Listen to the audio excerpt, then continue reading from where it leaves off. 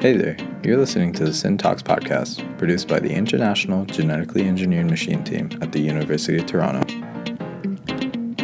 I'm Adnan, one of the many hosts you'll encounter in this podcast series. I'm one of the R&D leads for this year, and I'm currently going into my third year in a double major in cell and systems biology and just pure chemistry. This is the last episode of the three-part medicine series. Last episode, we listened to Dr. Jennifer Mitchell, who is also a professor here at the University of Toronto. Her team explores how the genome is folded and organized in the nucleus and how this organization influences regulation of gene expression. This episode, you'll be listening to Noeline Subramaniam, who is a PhD student here at the University of Toronto. Noeline does her research on the dysregulation of blood vessels and regenerative medicine. Our very first host, Devaki, interviewed her. Let's take a look at what she has to say. Cells and systems biology and global health. Today we have with us Noeline Subramaniam, a PhD student at the University of Toronto whose research is on blood vessels. So without further ado, let's delve right into our conversation. So welcome, Noeline. We're glad to have you here on our podcast. Thanks for having me. All right, so your first question. So in layman's terms, what exactly is your research about? So broadly speaking, there are general research questions that we aim to address in our PhD projects or in research in general. So broadly, my research aims to address the question, why are blood vessels dysregulated in different disease conditions? So in almost every disease, blood vessels are affected, which makes sense because they transport nutrients, they take out waste, they have a lot of important functions within the human body. So that's broadly my research question. Interesting. What sparked your interest in this field of research? So originally I did my master's project in regenerative biology. So I studied skin regeneration and I used a unique animal model. I used the leopard gecko, which is the closest regeneration competent amniote to humans. So they can drop their tail and regenerate a replacement that's completely functional, but it's structurally different. So they can regenerate like the spinal cord, adipose tissue, muscle, their skin, obviously. And then the research project following that found that the entire skin was able to regenerate of the leopard gecko. So then my project kind of fell into the next part of that. So I studied specifically wound healing. So there are two forms of wound healing, scar-free and then scar-forming. And obviously humans, we're scar-forming. So there's a specific structure that's like the hallmark of scar formation, and that's called granulation tissue. So it is characterized by exuberant blood vessel formation, and like the blood vessels are kind of leaky, like they're not like that mature. So in scar-free wound healing, on the other hand, we have an analogous structure called the blastema. So the blastema is, in contrast to granulation tissue, it is a lot less vascularized. There's very few blood vessels, and the blood vessels that do exist are mature. We tried to, in the leopard gecko, which heals scar-free, induce the granulation tissue formation by trying to target different factors that increase blood vessel formation and see if we could reverse engineer that process and see like what factors, if we could identify the factors that increase blood vessel formation, try and target those factors and increase blood vessels to be formed in the leopard gecko, basically. As you can imagine, it was very difficult, and we were unsuccessful in our project. But we did characterize scar-free wound healing and try to understand the homeostatic conditions of scar-free wound healing. And hopefully, from then on, we could go and figure out how we can actually figure out how scar-free wound healing occurs in one species and scar formation doesn't occur in another species. Mm-hmm. So there's quite a broad spectrum of regeneration, and humans are on one end, but we can regenerate our skin in utero up until the beginning of the third trimester. So really? Yeah. Okay. It's quite interesting. So we lose this capacity and we don't really understand why. So we lose it when? We are able to heal scar-free until the beginning of the third trimester. So just after that we are unable to. So wow. Mm-hmm. It's quite interesting. So my interest in blood vessels kind of started there. Mm-hmm. So even though my project kind of changed over from blood vessel formation to studying other growth factors in the whole skin, my interest was started there. And then so once I finished my master's degree, I really liked wound healing and I really liked studying skin regeneration broadly, but my interest was peaked in the blood vessels. So I started looking for different labs that studied blood vessels, and I kind of came upon Dr. Marsden's lab, and he's a nephrologist. He works at St. Michael's Hospital. And so I found his lab, interviewed with him, and I was like, okay, this lab just studies blood vessels. They study the genetics of blood vessels and all the different factors that affect it. So I was like, this is, I think, the lab for me. So that's how I found the lab. Nice. So what are the real-life applications of your research? Like I mentioned before, blood vessels are affected in almost all disease conditions. So the research does kind of affect, or will hopefully affect in the long term, many different fields or many different diseases.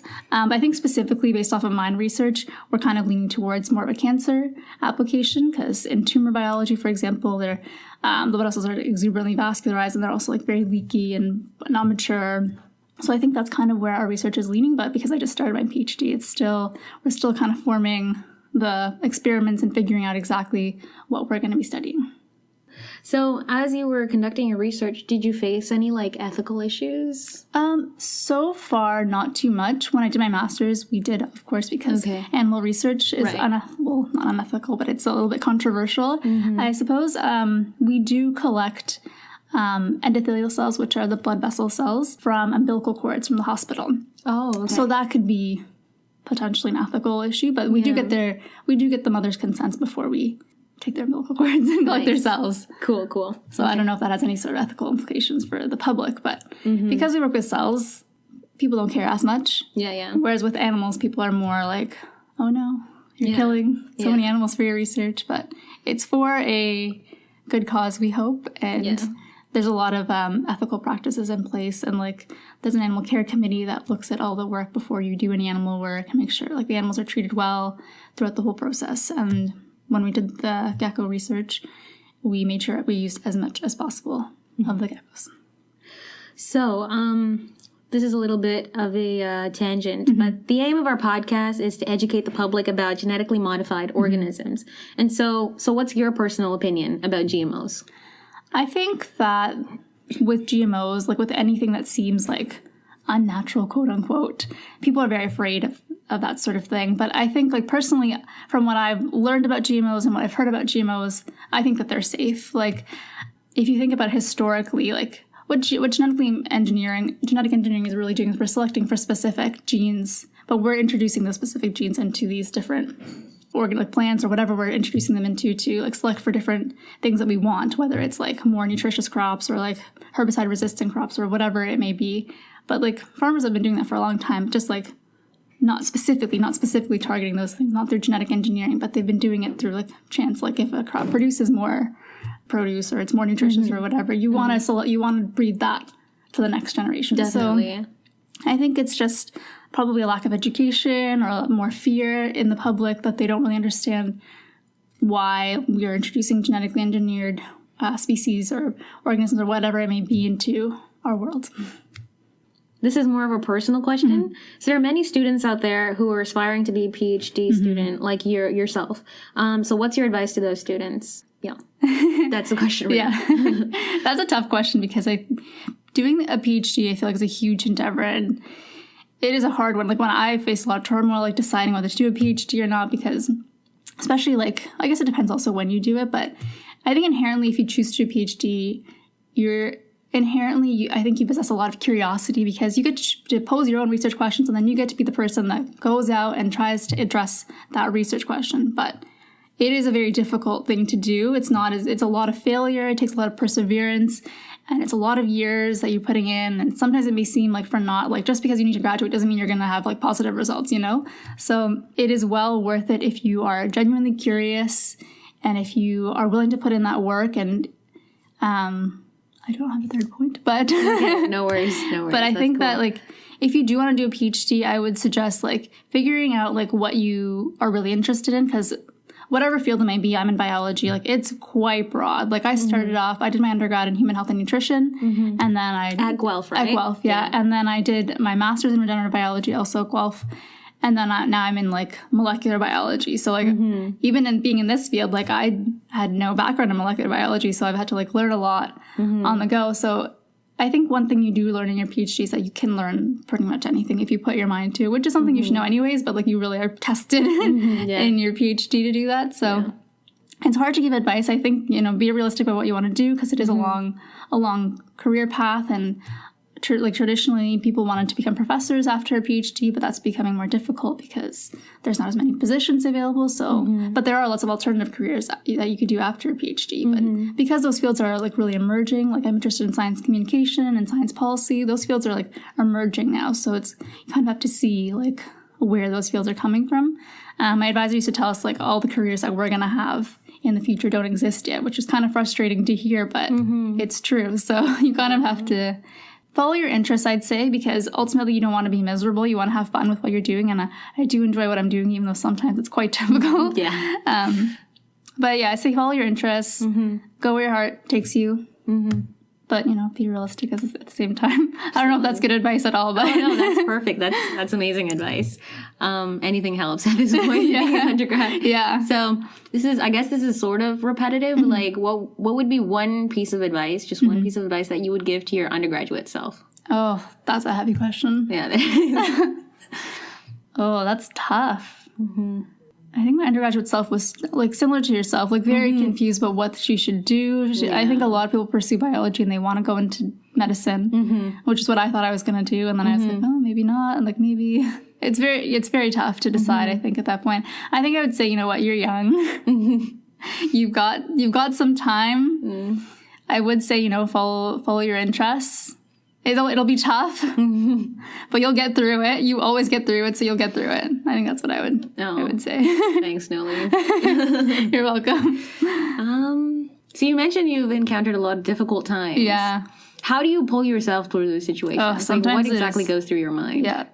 Because I feel like sometimes it's very discouraging. Like, it is. You're super tough on yourself. I feel like most people who go to universities like U of T and you go out tend to be hard on themselves, high achieving, type A personality students. So yeah, how do you come about that? Yeah, no, it's totally true. I'm very hard on myself, as I'm sure like many people, as you said, are in this field. They are quite tough on themselves. It is hard to pull yourselves out. I think, like, one, having a good support system is, like, very good. So having, like telling your family, like, having good peers, like, when I did my master's, like, luckily, like, a lot of people or not a lot of people, but a couple people started the same time as me. So we went through the whole thing together. So, I mean, that also is just, like, fortunate that we started at the same time. But I think, one, having a good support system. I think the other tough part is, like, I know when I have, like, difficult times, I don't like telling people. I want to solve it and figure it out myself. Exactly, yeah. So I think getting over my own ego is, like, the biggest. That's something I struggle with, though. Like, it's hard to just be like, okay, I need help. And the other thing is, because in research, like, ultimately the project is yours. You have your advisor who you should also talk to. But ultimately the work falls on you. Like, at the end of your degree, you defend your work. So I think that's hard to bear as well. But I think having a good support system, talking to your friends, your family, your advisor, and then what I usually do is if something goes wrong in the lab, you deal with it, you finish the experiment to finish it because there's always learning involved, even through failure, and then you leave it for the day. You got to walk away and leave it and then, like, go for a run, like, read a book, like, watch TV, do something mindless, and usually the time will let you clear your mind, and then you come back and approach the problem with a clear mind. Sometimes, though, you just have to sit in it. You just have to, like, sometimes you just gotta wallow and be like, this is awful. I shouldn't have done a PhD. Like, this is the worst. Right. And then eventually you'll get over it. Like, I think usually, like, I think this will pass, and it almost always does. So it's hard when it's happening, but in hindsight, it's always 2020. All right, awesome. I think that's all for this episode. Thank you so much for your time. I truly appreciate it. And yeah. That concludes our medicine I guess I'll series. try to come Next up with a series, better we'll be looking at the role of Thanks for synthetic having me. I biology enjoyed it. and how it has played in helping us tackle environmental issues. To learn more about our team and projects, you can visit our website at igemtoronto.ca or check us out on Facebook, Instagram, and Twitter. Stay tuned for our next episode to learn more about the exciting research projects in synthetic biology. Till then, this is Adnan signing off from the Syntalks podcast.